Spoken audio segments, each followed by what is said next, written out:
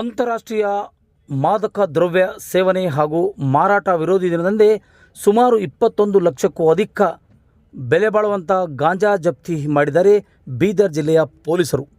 ಬೀದರ್ ಜಿಲ್ಲೆಯ ಗಡಿಭಾಗದಲ್ಲಿರುವಂಥ ಔರಾದ್ ತಾಲೂಕಿನ ಸುಂಕನಾಳ್ ಮತ್ತು ಉಜ್ನಿ ಗ್ರಾಮದ ರಸ್ತೆ ಮಧ್ಯ ಮಾರ್ಗದಲ್ಲಿ ಖಚಿತ ಮಾಹಿತಿ ಮೇರೆಗೆ ದ್ವಿಚಕ್ರ ವಾಹನದ ಮೇಲೆ ಸಾಗಿಸುತ್ತಿರುವಂಥ ವ್ಯಕ್ತಿಯನ್ನು ಬಂಧನ ಮಾಡಲಾಗಿದೆ ಎಂಬ ಮಾಹಿತಿ ಲಭ್ಯವಾಗ್ತಾಯಿದೆ.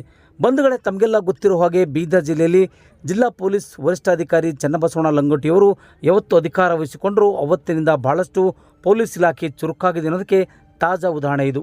ಇವತ್ತು ಈ ಮಾದಕ ದ್ರವ್ಯಗಳ ಸೇವನೆ ಮತ್ತು ಮಾರಾಟ ಮಾಡ್ತಾ ವಿರೋಧಿ ದಿನದಂದೇ 21 ಲಕ್ಷಕ್ಕೂ ಅಧಿಕ ಈ ಒಂದು ಗಾಂಜಾ ಜಪ್ತಿ ಮಾಡೋದು ವಿಶೇಷ ಸಾಧನೆಯಾಗಿದೆ ಅಂತಕ್ಕಂಥ ಮಾತನ್ನು ಇಲ್ಲಿ ಹೇಳಲೇಬೇಕಾಗಿದೆ.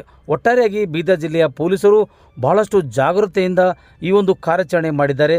ಬನ್ನಿ, ಹಾಗಾದರೆ ನಮ್ಮ ನಾರಂಜ ಎಕ್ಸ್ಪ್ರೆಸ್ ಸುದ್ದಿ ವಾಹಿನಿಯಲ್ಲಿ ಒಂದಿಷ್ಟು ಬ್ರೇಕಿಂಗ್ ಸುದ್ದಿ ಬರ್ತಾ ಇದೆ, ಬನ್ನಿ ನೋಡ್ಕೊಂಡು ಬರೋಣ.